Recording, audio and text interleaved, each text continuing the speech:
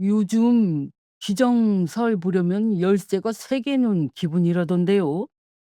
저는 욕심 없습니다, 어머님. 신혼집 전세 3억이면 충분해요. 견장 반짝이는 제복을 입고 그렇게 웃던 사람. 39 우리 딸이 데려온 항공사 기장님이었습니다. 그런데 이상하지요? 저는 그 얼굴이 자꾸만 눈에 밟혔습니다. 어디서 봤더라? 분명히 어디서 봤는데? 상견례 날짜가 잡히던 그날 밤, 저는 사진관 뒷방 원판 보관함을 새벽까지 뒤졌습니다. 그리고 3년 전 가을 봉투 하나를 꺼내든 순간 제 손끝이 얼음장처럼 변했지요. 사진 속에서 그 사람이 웃고 있었어요. 처음 보는 젊은 여자 옆에서 품에는 100일 된 아기를 안고서요. 저는 30년 동안 남의 집 제일 행복한 순간만 찍어온 사진쟁이입니다. 그런데 우리 딸 인생을 통째로 삼키려던 그 사기꾼 덜미를 잡은 것도 결국 제 셔터였습니다.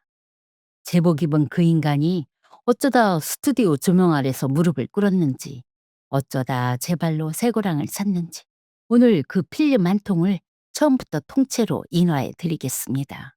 본사연 들어가기 전에 구독 버튼 한번 꾹 눌러주시고요. 지금 어디서 듣고 계신지 댓글로 발도장 남겨주세요. 그 자리에 환한 빛이 가득하도록 기원하겠습니다. 그럼 사연 시작합니다. 안녕하세요. 골목 모퉁이에서 30년째 사진관을 하고 있는 60대 여자입니다. 돌사진에 졸업사진에 가족사진에 영정사진까지.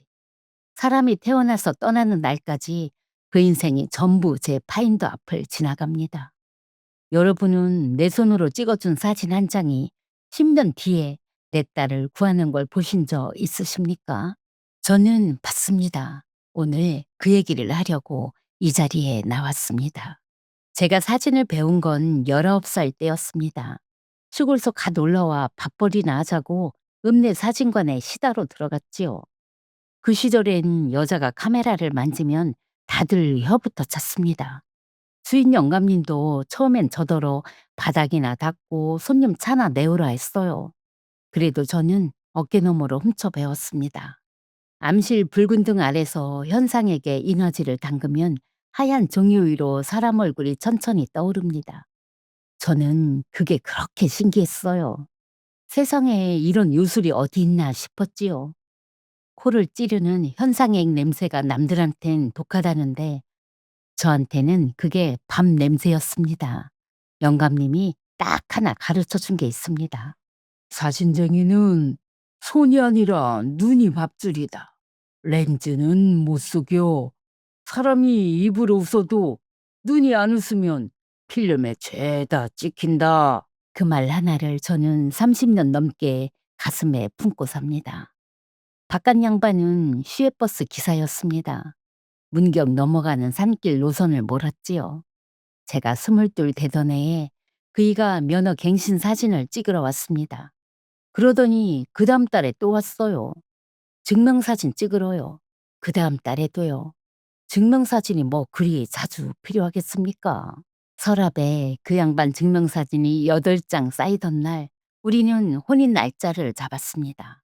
말수가 적은 사람이었습니다. 그런데 가을만 되면 점퍼 주머니가 불룩해서 들어왔어요. 종점에서 해차 기다리는 동안 밤나무 밑을 돌면서 주운 알밤이었습니다. 그걸 아궁이에 묻어 구워서는 제일 실한 놈만 골라 제 손에 쥐어주던 사람이에요. 우리 딸이 태어난 것도 그런 가을이었습니다. 그 양반이 간난쟁이를 한참 들여다보더니 평생 한 적 없는 긴 말을 하더라고요. 여보, 밤송이는 억지로 까면 손만 다쳐. 때가 되면 저 혼자 쩍 벌어져서 알밤을 내놓는데 그걸 아람이라고 해. 우리 딸도 남 재촉에 벌어지지 말고 저 혼자 여물어서 벌어지라고 아람이라고 하자. 어때? 그래서 우리 딸 이름이 아람입니다. 과묵한 양반이 평생 지은 것 중에 제일 긴 문장이고 제일 예쁜 이름이지요. 그런데 그 양반이 아람이 12살 되던 해 가을에 갔습니다. 종점에서 해차를 기다리다가 운전석에 앉은 채로 심장이 멎었대요. 뒤늦게 발견한 동료 기사님이 그럽디다. 형님 무릎에 그날도 알밤이 한 주먹 놓여 있었다고요. 저는 지금도 가을에 알밤 파는 좌판 앞을 잘 못 지나갑니다. 장례 치르고 4일 만에 사진관 문을 열었습니다. 슬픔도 사치였어요. 이제 이 셔터 소리가 우리 두 식구 밥줄이었으니까요. 남의 집 돌잔치 찍고, 남의 집 해감년 찍고, 남의 집 결혼사진 찍으면서 아람이를 가르쳤습니다.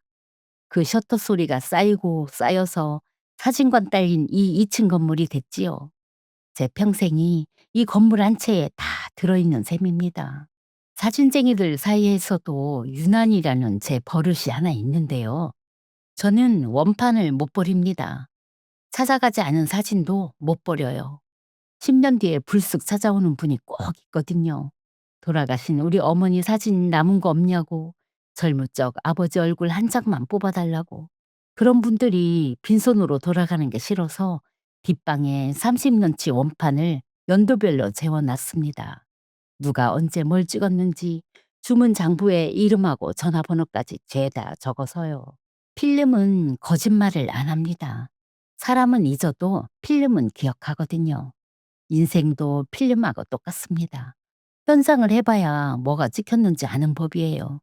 그리고 재작년 봄이었습니다. 39이 되도록 혼자이던 우리 딸이 사진관 문을 열고 들어와 그러더라고요. 엄마, 나 만나는 사람 있어. 그 말에 저는 반가움보다 겁이 덜컥 났습니다. 왜 그랬는지는 우리 아람이가 7년 전에 겪은 일부터 말씀드려야겠네요. 우리 아람이는 아빠를 닮아 말수가 적은 아이였습니다. 사진관 뒷방에서 숙제하고 암실문 앞에서 저 기다리면서 컸어요.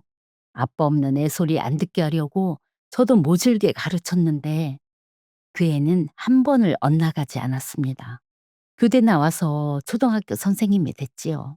초등급 타던 날 봉투를 통째로 내밀면서 그러더라고요. 엄마, 이제 셔터 좀 천천히 눌러.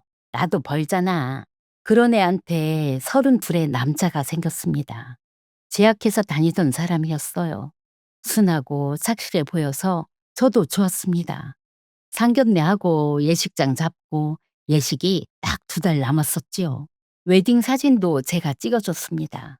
남의 딸 면사포만 30년 찍다가 내 딸 면사포를 처음 찍던 날 파인더가 자꾸 뿌얘져서 혼났습니다.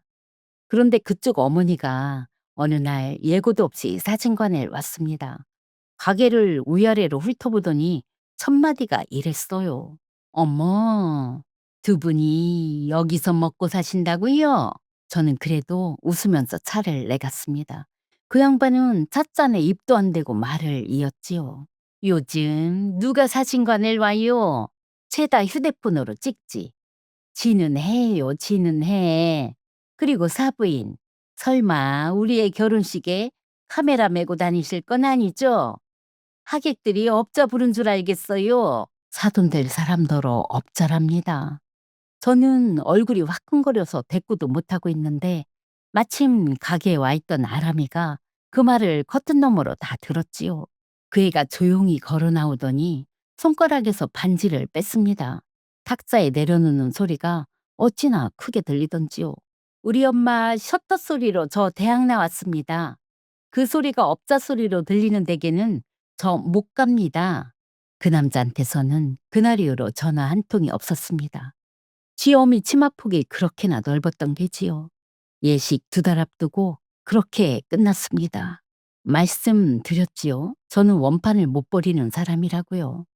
하얀 드레스 입고 웃던 우리 딸 원판도 뒷방 제일 아래 칸에 그대로 잠들어 있습니다.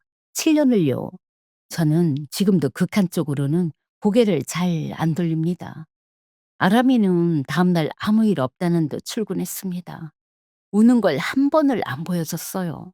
그 뒤로 연애 얘기만 나오면 웃으면서 그럽디다.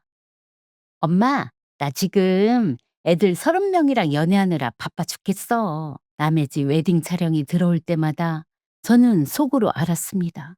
남의 딸 면사포는 수백 번을 찍었는데 내 딸 면사포는 상자 속에서 늙어가는구나 하고요.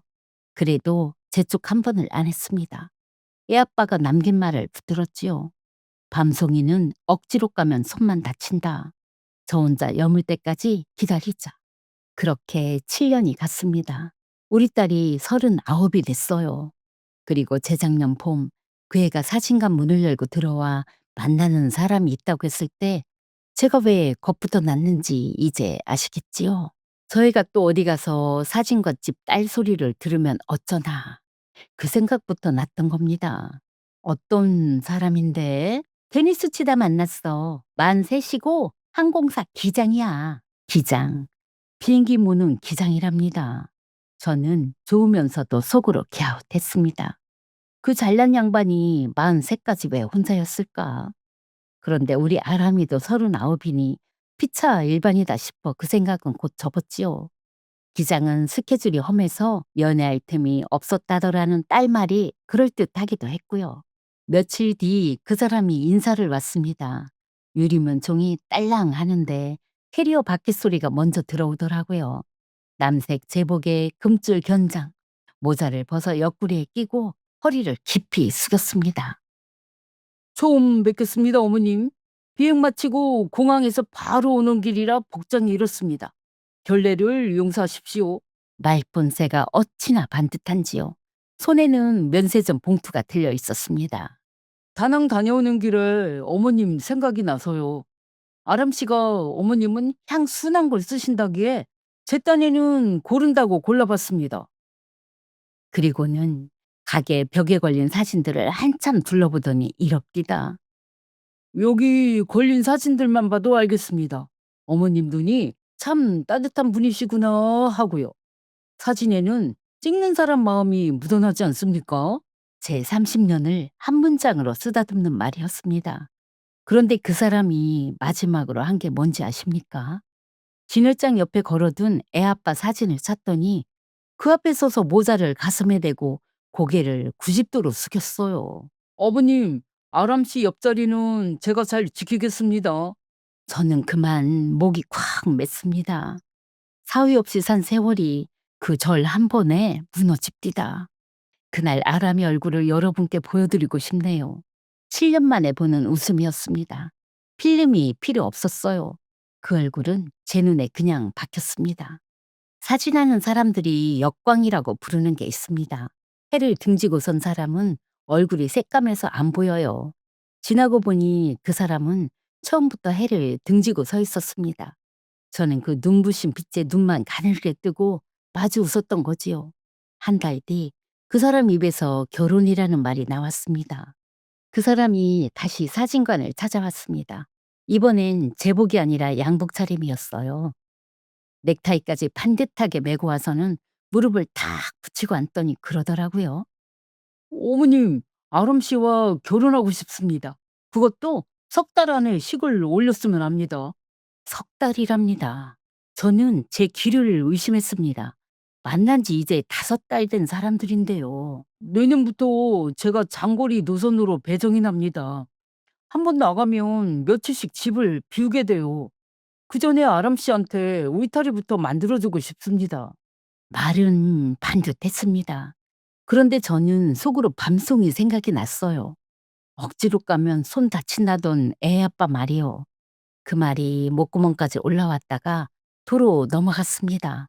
아람의 얼굴 때문에요. 그 애가 제 손을 잡고 그러더라고요. 엄마, 나 이제 40이야.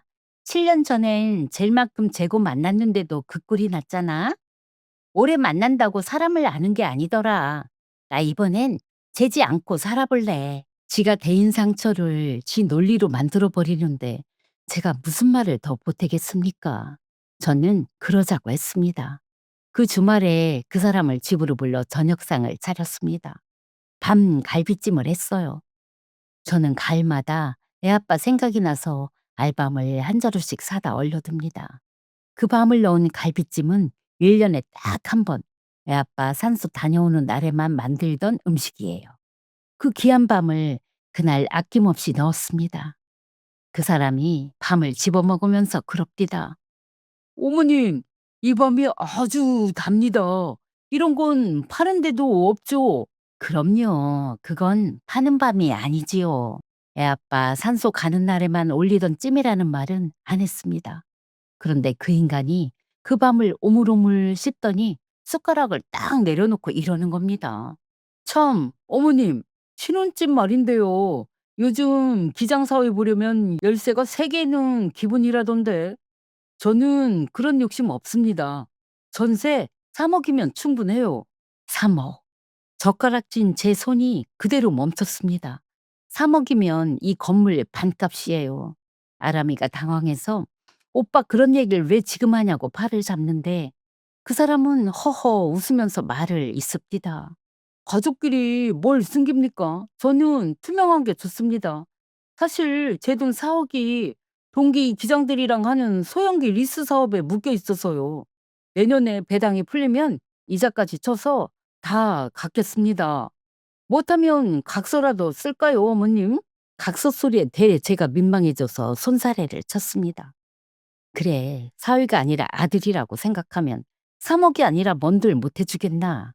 우리 아람이가 7년 만에 웃는데 저는 그날 밤 그렇게 저를 달랬습니다. 그런데 여러분, 그날 딱 한 장면이 제 눈에 박혔습니다. 아람이가 과일을 깎으러 부엌에 들어간 사이였어요. 산장 유리에 그 사람 얼굴이 비쳤는데 웃음기가 싹 거쳐 있었습니다. 눈이 안방 문지방을 넘어가서 장롱을 훑고 벽을 훑고 천장까지 훑는데 꼭 값을 매기는 눈이었어요. 그러다 아람이가 접시를 들고 나오니까 입꼬리가 스위치를 켠 듯 도로 올라갑디다. 사진쟁이는 손이 아니라 눈이 밥줄이라고 했지요. 저는 평생 사람 얼굴을 봤습니다. 웃을 때 눈이 같이 안 웃는 사람이 가끔 있어요. 그런데 사위될 사람을 두고 그게 무슨 몹쓸 생각이냐고. 저는 그날 제 눈을 나무랐습니다. 30년 밥줄을 제 손으로 의심한 거지요. 며칠 뒤엔 이런 일도 있었습니다. 그 사람이 가게 앞에 서서 우리 건물을 물끄러미 올려다보더니 그러는 거예요. 어머님, 이런 목 좋은 건물은요, 나중에 상속세 폭탄 맞습니다. 미리미리 증여 플랜을 짜두셔야죠. 제가 아는 세무사 형님이 있는데 소개해 드릴까요? 아버님도 안 계시고, 이제 어머님 재산 지켜드릴 사람은 저 아니겠습니까? 지켜준다는 말이 왜 그렇게 서늘하게 들렸을까요? 고마워해야 하는 건지 섬뜩해야 하는 건지 그날 밤 저는 잠을 설쳤습니다. 그러고 보니 이상한 게 하나 더 있었습니다. 그 사람은 우리 사진관에 그렇게 드나들면서 사진을 한 장도 안 찍었어요. 하루는 제가 지나가는 말로 그랬습니다. 우리 사위 될 사람 인물이 아까운데 증명사진이라도 한 장 박아줄까 하고요. 그랬더니 손사래부터 치더라고요. 어이구, 어머님, 제가 사진빨이 영 안 받습니다. 나중에요, 나중에. 허허. 사진쟁이 집에 드나드는 사람이 렌즈 앞에만 서면 슬쩍 비켜서는 겁니다. 그때는 그저 수줍은가 보다 했지요. 그리고 그 무렵부터였습니다. 그 사람 전화가 뚝뚝 끊기기 시작한 게요. 프랑크푸르트라면서요. 그 사람은 한 번 떴다 하면 사나흘씩 연락이 끊겼습니다. 프랑크푸르트랍니다. 괌이랍니다. 아람이가 문자를 보내면 답이 하루 뒤에 나왔어요. 미안, 시차 때문에 이제 봤어. 기내에서는 폰을 못 켜. 그러다 돌아오는 날엔 어김없이 면세점 봉투를 들고 나타났습니다. 쪽골리시며 화장품이며 봉투 하나면 사나흘 서운함이 눈누뚝 풀리는 게 연애인가 봅니다. 아람이도 웃고 저도 웃었지요. 장거리는 몸이 갈립니다, 어머님. 그래도 아람 씨 얼굴 생각하면서 버팁니다. 그 말을 하는데 얼굴에 피곤한 기색이 하나도 없었습니다. 비행기를 열 몇 시간 타고 왔다는 사람 낯빛이 어쩜 저리 뽀얀가. 지금 생각하면 그것도 다 표가 나고 있던 건데요. 그때는 젊어서 그런가 보다 했습니다. 그러면서 저한테는 꼬박꼬박 이런 말을 흘렸어요. 어머님, 전세는 알아보고 계시지요? 요즘 좋은 물건은 나오기가 무섭게 빠집니다. 아람 씨 고생 안 시키려면 서둘러 주셔야 해요. 3억이 무슨 반찬값인 줄 아는지 말끝이 아주 가벼웠습니다. 저는 그때마다 알아보고 있다고 얼버무렸는데요. 사실은 은행에 가서 이 건물 담보로 대출 상담까지 받고 온 참이었습니다. 딸 하나 시집 보내는데 어미가 그 정도는 해줘야지 하면서요. 지금 생각하면 아찔합니다. 제발로 은행 문턱까지 갔던 거예요. 그런데 이상하지요. 식은 석 달 안에 올리자던 사람이 상견례 얘기만 나오면 말이 느려졌습니다. 저희 부모님이 뉴질랜드에 계십니다. 아버지가 키위 농장을 하시는데 지금이 한창 수확철이라 끝나는 대로 모시고 오겠습니다. 한 달이 가고 두 달이 갔습니다. 수확철이 무슨 장마철도 아니고 끝날 줄을 몰라요. 하루는 제가 답답해서 한마디 했습니다. 예식장부터 잡자면서 어른들 상견례를 미루는 법이 어디 있냐고요. 그랬더니 그 사람이 허허 웃으면서 그러는 겁니다. 요즘 상견례가 뭐 됐습니까, 어머님? 식장에서 뵈면 되지요. 저는 그날 처음으로 정색을 했습니다. 이 사람아, 혼인은 둘이 만나는 게 아니라 집안이 만나는 일이야. 나는 자네 부모님 얼굴도 모르고는 딸 못 보내네. 그러니까 바로 고개를 숙이더라고요. 죄송합니다, 어머님. 농장 정리되는 대로 꼭 모시겠습니다. 그 대답이 어찌나 공손한지 되레 제가 미안해졌습니다. 늙은이가 괜한 소리를 냈나 하고요. 그런데 그날 밤 아람이한테서 전화가 왔습니다. 엄마, 오빠한테 너무 그러지 마. 장모님이 자기를 아직 못 믿어 하시는 것 같다고 많이 서운해 하더라. 기가 막히지요. 서운은 누가 서운해야 하는 판인데요. 그래도 저는 딸 입에서 나온 말이라 알았다고 했습니다. 엄마가 말을 심하게 했나 보다 하고요. 그 인간은 그런 사람이었습니다.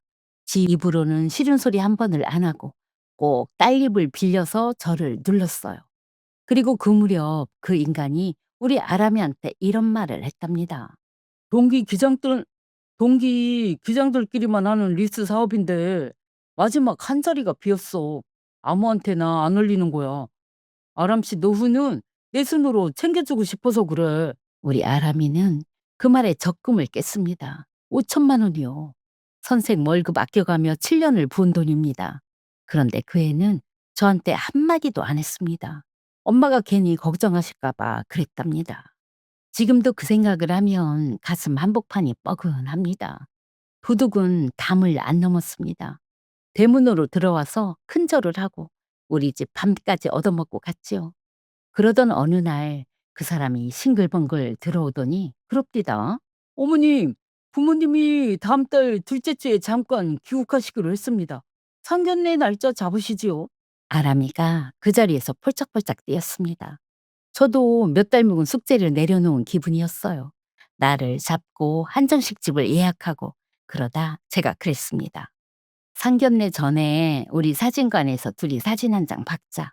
예비부부 기념으로 내가 제일 좋은 필름 꺼내주마. 아람이가 신이 나서 그 사람 팔을 잡았습니다.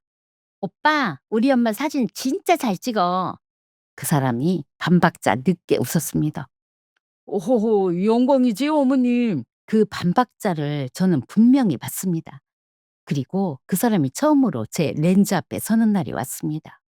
촬영날 아침부터 아람이가 들떠서 야단이었습니다. 그 사람더러 제복을 입고 오라고 했다더군요. 오빠는 제복 입은 모습이 제일 멋있다고요. 그 사람은 쑥스럽다면서도 남색 제복에 모자까지 갖춰 들고 왔습니다. 저는 배경지를 내리고 조명 우산을 폈습니다. 30년을 편 우산인데 그날따라 손이 설레더라고요. 딸 웨딩 원판이 잠든 그 뒷방 앞에서 새 사진을 찍는 날이니까요. 이번엔 끝을 보는구나. 가슴이 다 벅찼습니다. 그런데 그 사람이 조명 아래 서더니 영 굳는 겁니다. 어깨가 판자처럼 뻣뻣하고 이마에 땀이 배어 나와요. 아람이가 놀렸습니다. 오빠, 비행기는 몰면서 카메라가 무서워? 어허, 내가 사진빨이 안 받는다니까. 저는 웃으면서 옷매무새를 잡아줬습니다. 그런데 옷깃을 바로잡는데 견장 모서리 박음질이 어쩐지 성그럽어요. 그때는 그냥 지나쳤지요. 턱 살짝 당기시고 어깨에 힘 빼시고 신부 쪽으로 반발만 붙으시고 그 사람이 아람이 어깨를 감싸면서 고개를 왼쪽으로 살짝 기울였습니다. 입꼬리는 오른쪽만 올라가고요. 여러분, 사람은 카메라 앞에 서면 저마다 버릇대로 섭니다. 고개 기울이는 방향, 손드는 자리, 올라가는 입꼬리. 그건 지문 같아서 안 바뀝니다. 그리고 사진쟁이는 얼굴은 잊어도 제 파인더에 담았던 버릇은 안 잊어요. 파인더에 눈을 대는 순간이었습니다. 조명이 그 얼굴의 정면으로 떨어지고 왼쪽으로 기운 고개와 오른쪽만 올라간 입꼬리가 네모난 틀 안에 딱 들어오는데 셔터에 앉은 제 손가락이 얼어붙었습니다. 이 구도를 저는 압니다. 이 각도로 기운 이 얼굴을 저는 분명히 제 손으로 찍었습니다. 엄마? 왜 그래? 아람이 소리에 정신이 들었습니다. 아무것도 아니다. 조명이 잠깐 어른거렸다. 그리고는 셔터를 눌렀습니다. 찰칵, 찰칵. 30년 만에 처음으로 제 셔터 소리가 제 귀에 총소리 같았습니다. 둘은 저녁을 먹으러 나갔습니다. 그 사람이 나가면서 그럽디다. 어머님 덕에 좋은 추억 남깁니다. 사실 이 동네는 아람 씨 아니었으면 평생 올 일 없는 동네거든요. 허허. 문에 달린 종이 딸랑 울리고 저는 그 자리에 한참을 서 있었습니다. 올 일이 없는 동네라. 그런데 나는 왜 저 버릇을 아는가? 그날 밤 저는 뒷방문을 열었습니다. 30년치 원판 상자가 연도별로 쌓인 방입니다. 저는 기억을 더듬었어요. 그 얼굴이 지금보다 좀 통통했다. 그럼 2, 3년 전이다. 그리고 이상하게 그 기억에는 아기 울음소리가 붙어 있었습니다. 100일이나 돌이다. 창밖에 은행잎이 노랬던 것도 같다. 가을이다. 재작년 가을 상자부터 내렸습니다. 봉투를 한 장 한 장 넘겼어요. 없습니다. 그 전에 상자를 내렸습니다. 먼지를 마셔가며 넘기는데 자정이 넘고 손끝이 새까매지고 그러다가 3년 전 10월 봉투 하나에서 제 손이 멈췄습니다. 봉투 겉면에 제 글씨로 주문 내용이 적혀 있었어요. 100일 기념 가족사진, 액자 문구, 우리 로운이 100일, 사랑하는 아빠가. 문구 끝에 하트를 그려달라 했었는지 제 손으로 그린 하트까지 있었습니다. 제가 그 인간의 아빠 노릇에 하트를 달아준 겁니다. 떨리는 손으로 원판을 꺼내 형광등에 비쳤습니다. 원판은 음화라서요. 밝은 데가 어둡게 나오고 어두운 데가 밝게 나옵니다. 명암이 죄에 뒤집혀 있어요. 그런데도 그 얼굴은 그 얼굴이었습니다. 왼쪽으로 기운 고개, 오른쪽만 올라간 입꼬리. 겉이 환할수록 속이 검은 게 음화인데 그 인간이 꼭 그랬지요. 저는 그 길로 암실에 들어가 불을 끄고 붉은 등을 켰습니다. 현상에게 인화지를 담그고 하얀 종이 위로 얼굴이 떠오르는 걸 지켜봤습니다. 19살부터 저한테 윷을 갖기만 하던 그 순간이 30년 만에 처음으로 무서웠습니다. 떠올랐습니다. 그 사람이. 지금보다 통통한 얼굴로 한복 입은 젊은 여자 옆에서 백일상 앞에서 포대기에 싼 아기를 안고 웃고 있었습니다. 그리고 여러분, 그 사진 속에서 그 인간은 눈까지 웃고 있었어요. 우리 아람이 옆에서는 단 한 번도 못 본 눈웃음이었습니다. 장부를 폈습니다. 3년 전 10월, 주문자 하가연. 전화번호 11자리가 또박또박 적혀 있었습니다. 제 글씨로요. 그 인간은 우리 가게를 기억도 못한 겁니다. 지한테야 스쳐간 30분이었겠지요. 그런데 사진쟁이는 제 셔터로 찍은 얼굴을 안 잊습니다. 필름은 더더욱 안 잊고요. 붉은 등 아래서 저는 날이 밝도록 앉아 있었습니다. 물이 아직 뚝뚝 듣는 인화지 한 장을 손에 들고요.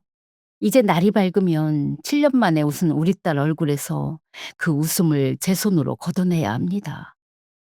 아침 9시에 아람이가 왔습니다. 주말이라 늦잠 자리를 제가 불렀어요. 탁자 위에는 인화지 한 장이 엎어져 있었습니다. 밤새 마른 사진이요. 엄마, 무슨 일이야? 전화 목소리가 왜 그랬어? 저는 말없이 사진을 뒤집었습니다.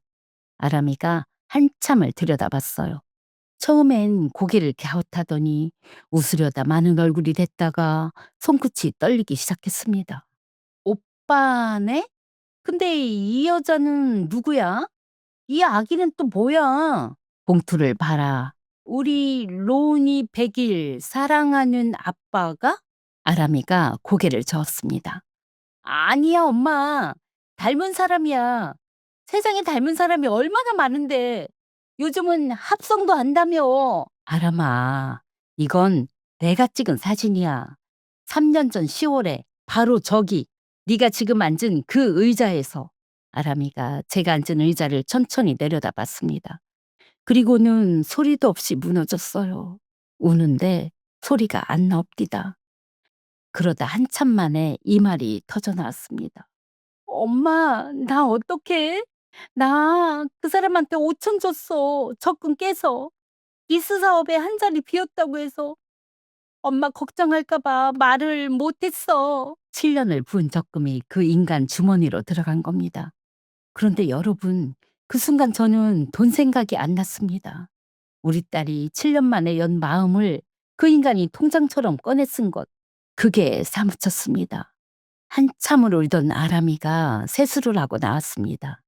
눈이 벌겋게 부었는데 목소리는 지 아빠처럼 낮고 단단했어요. 엄마, 울고만 있을 일이 아니야. 하나씩 확인하자. 빠져나갈 구멍 없게. 그때부터 모녀가 움직였습니다. 첫째, 항공사요. 아람이 동창 하나가 마침 그 항공사 승무원이었습니다. 전화 한 통이면 될 일을 우리는 5달 동안 안 하고 산 거예요. 30분 뒤에 답이 왔습니다. 언니, 조종사 명단 다 뒤졌어. 기장, 부기장, 훈련생까지. 차현석이라는 사람 없어. 확실해. 낯빛이 뽀얄 수밖에요. 비행기라고는 탄 적이 없는 사람이었으니까요. 둘째, 제복이요. 아람이가 뭔가를 기억해냈습니다.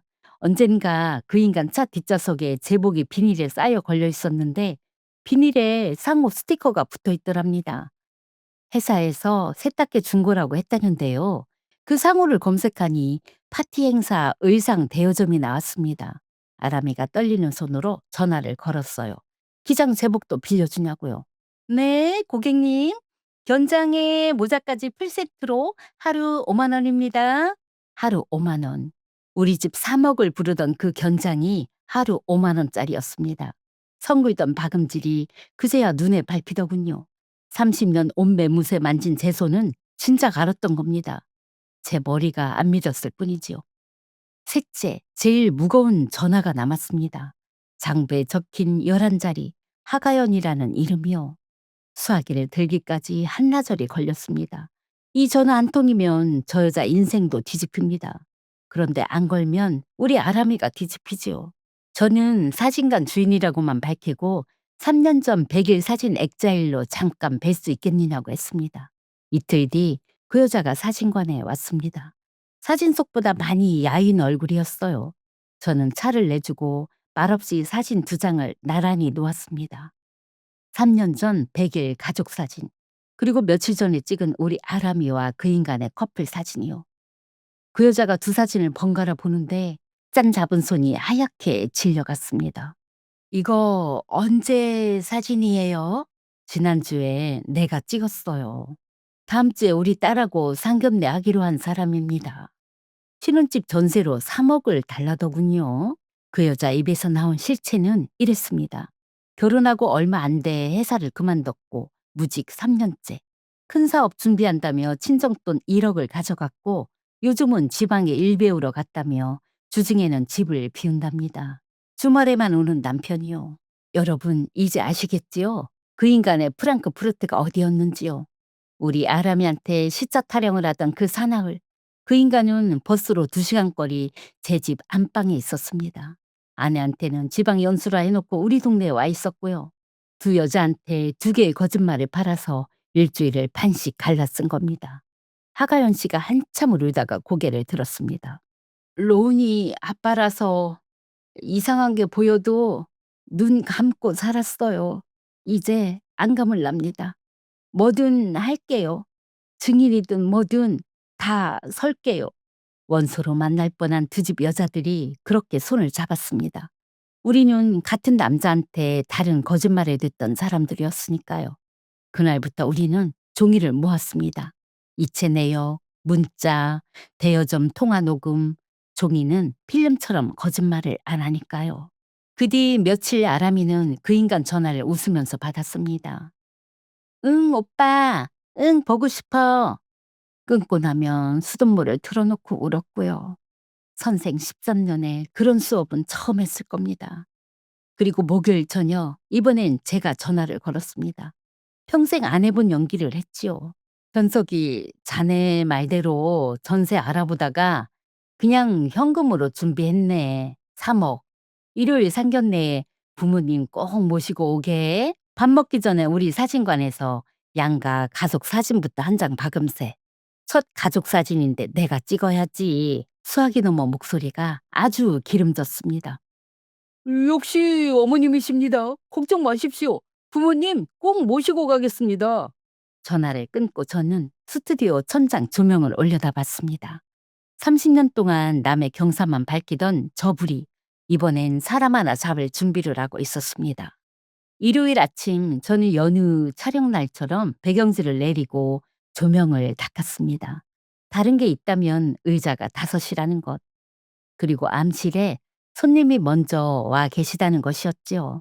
하가연 씨는 1시간 전에 뒷문으로 왔습니다. 로운이 손에는 막대사탕을 하나 물리고요. 암실에 방석을 깔아주는데 그 사람이 그럽디다. 어머님, 어두운 건 괜찮아요. 저 인간 민낯은 밝은 데서 나올 테니까요. 아람이는 거울 앞에서 머리를 매만졌습니다. 손이 안 떨려요. 쥐가 더 이상해 하더라고요. 엄마, 나 하나도 안 떨려. 이상하지? 떨 사람은 따로 있으니까 그렇지. 12시 정각에 문에 달린 종이 울렸습니다. 그 인간이 양복을 쫙 빼입고 들어왔습니다. 뒤로 노부부가 따라 들어왔습니다. 아버님 되신다는 분은 갈색 양복에 넥타이가 삐뚤고 어머님 되신다는 분은 자꾸만 그 인간 눈치를 봤습니다. 어머님, 저희 부모님이십니다. 아버지 어머니, 아람 씨 어머님이세요. 아이고 반갑습니다. 먼 길 오시느라 고생하셨습니다. 뉴질랜드서 오시는 길이 보통이 아니지요? 오, 예예, 멀지요, 멀어. 호호. 저는 차를 내면서 슬쩍 여쭤봤습니다. 농장이 뉴질랜드 어디쯤이시냐고요. 시드니 근처입니다. 여러분, 시드니는 호주에 있습니다. 키위 농사 40년 지었다는 양반이 제 농장을 옆 나라에 갖다 놓은 거예요. 저는 웃는 낯으로 찻잔만 채웠습니다. 아람이가 이번엔 어머님 쪽에 여쭙습니다. 어머님, 저희 오빠가 몇 년생이죠? 궁합을 한번 보려고요. 그게 그 여자가 아들 생년을 몰라서 그 인간을 쳐다봤습니다. 집에로 낳았다는 아들을요. 그리고 하나 더요.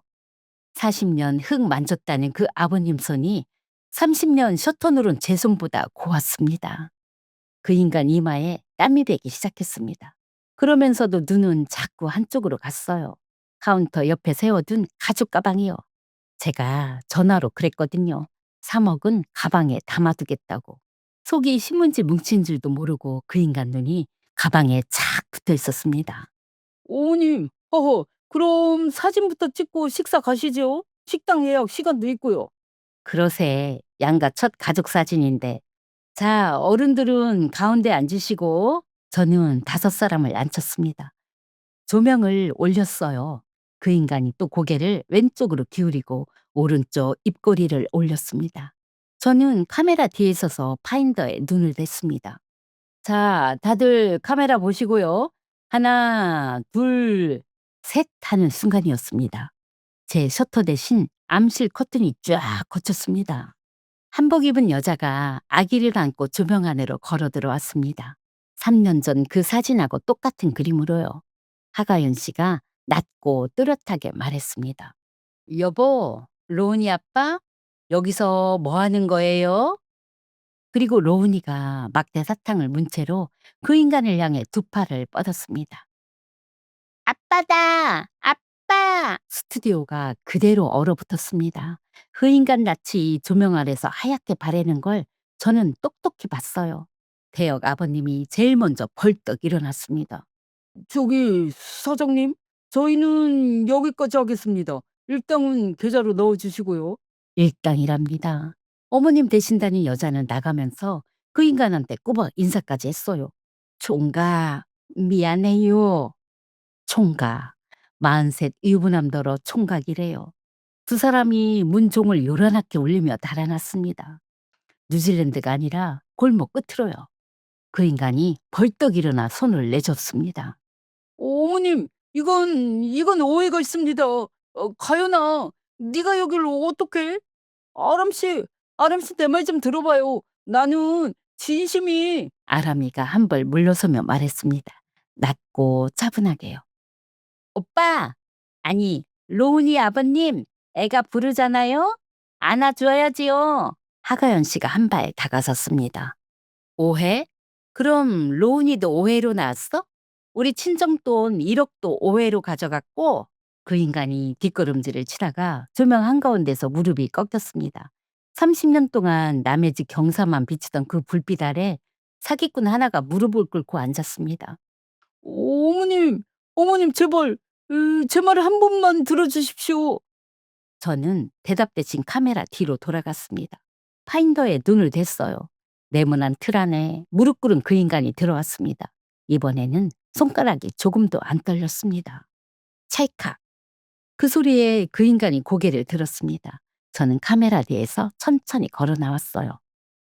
방금 그 사진 아주 잘 나왔네. 자네 인생에서 제일 정직한 사진일 거야. 어머님 제발 한 번만. 어머님? 어머님은 무슨? 자네는 오늘부로 피의자야. 저는 카운터 옆 가죽 가방을 들고 와서 그 인간 앞에 뒤집었습니다. 신문지 뭉치가 와르르 쏟아졌어요. 그 인간 눈이 그 신문지를 쫓아가는 꼴이라니요. 3억은 무슨. 자네가 우리 집에서 받아갈 건 이 신문지하고 고소장뿐이야. 어머님 오해십니다. 저는 정말 아람 씨를. 그 입 다물고 하나만 듣게. 우리의 이름이 왜 아람인 줄 아나? 그 인간이 눈만 끔뻑였습니다. 밤송이는 억지로 까면 손만 다치는 법이야. 때가 돼서 저 혼자 벌어진 알밤을 아람이라고 하네. 그리고 남의 밤송이 억지로 까려던 놈들은 예로부터 죄의 가시에 찔렸어. 자네가 오늘 그 짝일세. 저는 마지막으로 한마디 얹었습니다. 아참, 그 제복 반납일은 안 지났나 몰라? 하루 5만 원짜리는 연체료가 무섭다던데. 그 인간 낯이 벌개졌다가 하얘졌다가 30년 조명 아래서 그렇게 볼만한 얼굴은 처음이었습니다. 하가연 씨가 로운이를 고쳐 안으며 말했어요. 집에 오지 마. 짐은 문 앞에 내놓을 테니까. 그리고 우리 로운이한테는 손도 뻗지 마. 그 인간은 결국 신문지 한 장 못 줍고 일어났습니다. 들어올 때는 캐리어 바퀴 소리가 그리 요란하더니 나갈 때는 구두 끄는 소리뿐이었어요. 문에 달린 종이 딸랑. 그 종은 공평해서 사기꾼 등짝에도 올려줍디다. 하가연 씨가 아람이한테 고개를 숙였습니다. 아가씨 미안하다고요. 아람이가 그 손을 꼭 잡았어요.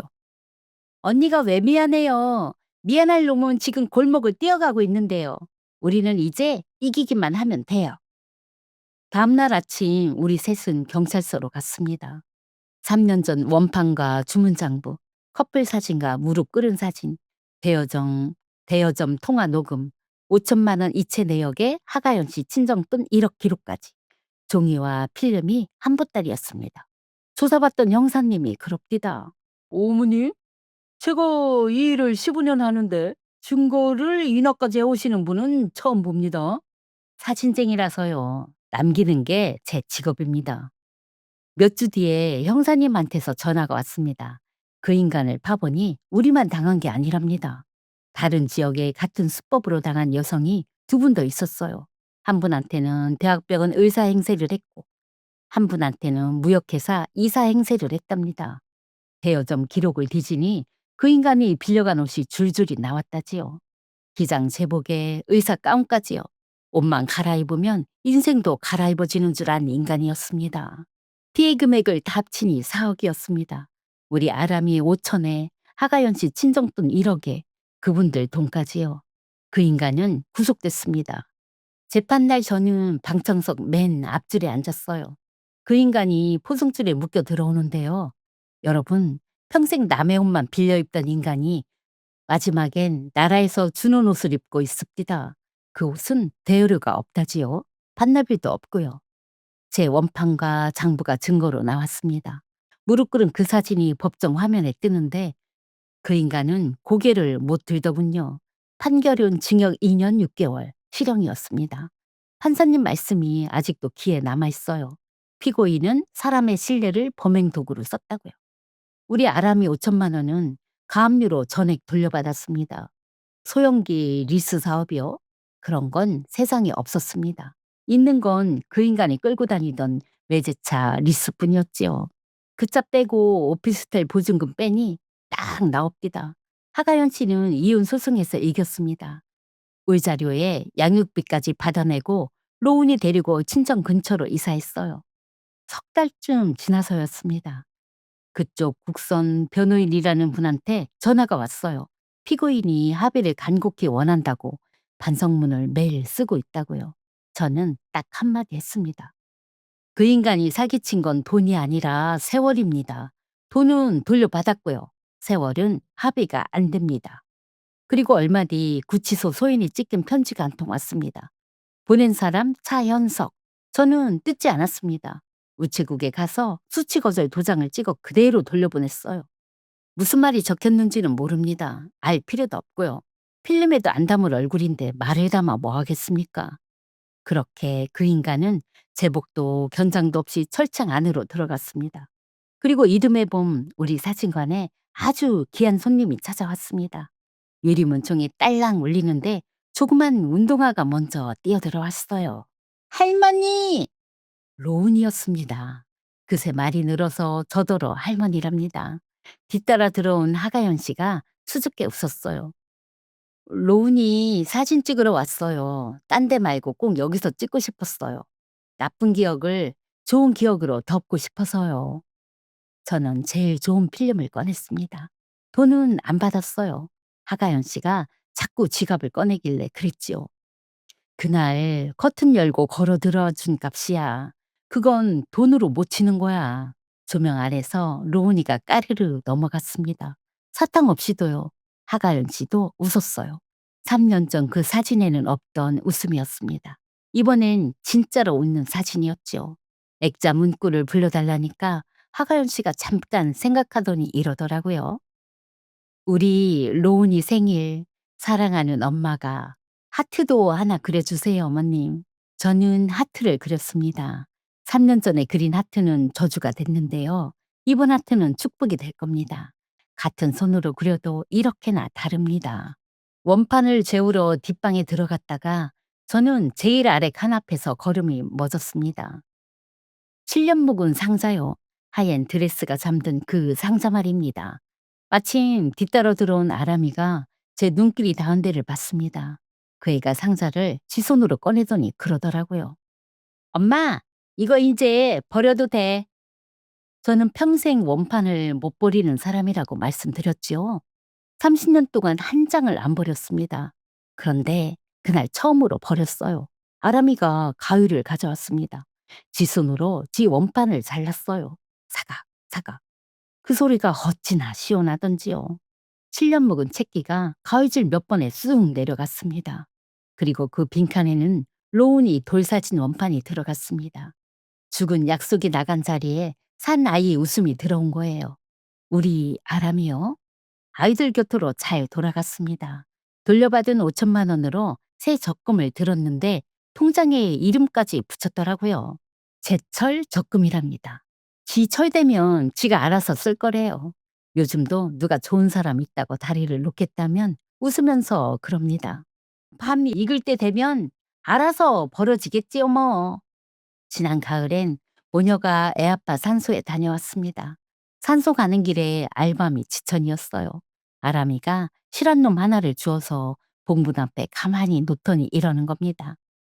아빠, 나 안 다쳤어. 가시에 안 찔렸어. 아빠가 지어준 이름이 밤송이 대신 다 막아줬어. 저는 그만 뒤돌아서서 눈가를 훔쳤습니다. 여러분, 우리 아람이는 제철에 저 혼자 툭 벌어질 겁니다.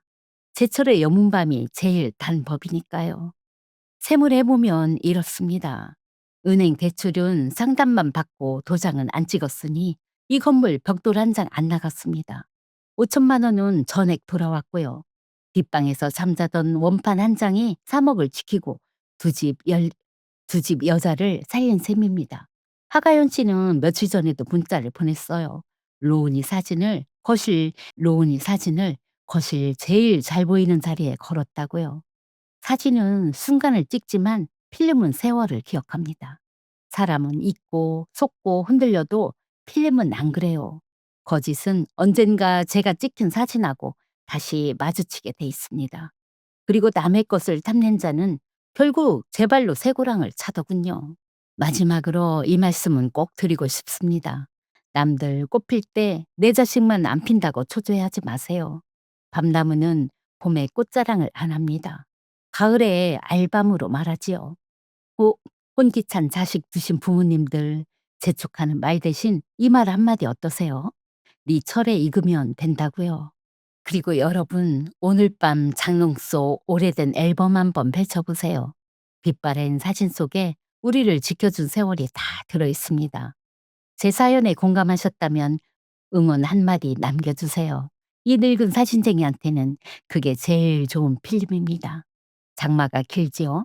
습기에는 사진이 상합니다. 앨범도 여러분 마음도 보송하게 말리시는 여름 되시길 빌겠습니다. 긴 사연 끝까지 들어주셔서 고맙습니다. 네, 지금까지 골목 모퉁이에서 30년 사진관을 지켜오신 어머님의 사연이었습니다. 어머님 참 장하셨습니다. 소리 한번 안 지르시고 손찌검 한 번 없이 필름 한 장과 장부 한 권으로 그 큰일을 해내셨어요.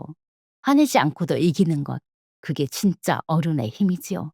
그리고 아람 선생님, 이 친정엄마가 꼭 한마디 드리고 싶어요. 속으신 건 선생님이 어리석어서가 아니에요. 마음이 따뜻해서예요. 7년 만에 용기 내서 마음을 연 죄밖에 없어요. 그 마음은 제가 아니라 선생님이 가진 제일 좋은 것이니까요. 부디 도로 닿지는 마세요. 하가연 씨도요.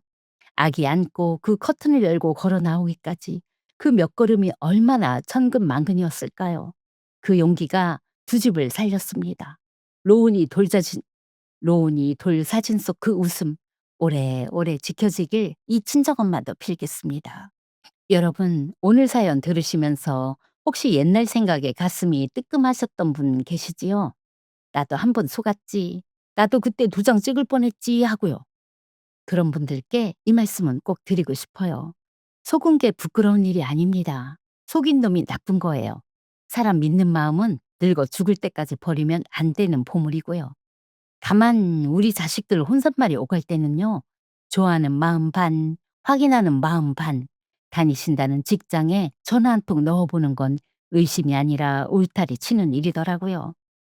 오늘 사연이 우리한테 그걸 가르쳐 줬지요. 우리 어머님과 아람 선생님, 그리고 하가연 씨와 로운이한테 응원 댓글 한 줄씩 부탁드려요. 용기 내서 사연 보내주신 분들한테는 여러분의 그 한마디가 제일 큰 힘이 된답니다. 가슴에 묻어둔 이야기가 있으신 분들은 친정에 와서 풀어노트 저한테 보내주시고요. 제가 한자 한자 정성껏 읽어드릴게요. 다음 사연도 놓치지 않으시게 구독 하나 눌러두시면 더 반갑겠습니다. 더위에 입맛 없으셔도 끼니 거르지 마시고요. 뜨끈한 삼계탕 한 그릇 꼭 챙겨 드세요. 여러분 인생 앨범에 오늘도 웃는 장면 한 장 곱게 찍히시길 빌면서 지금까지 여러분의 친정 엄마였습니다. 다음 사연에서 또 만나요.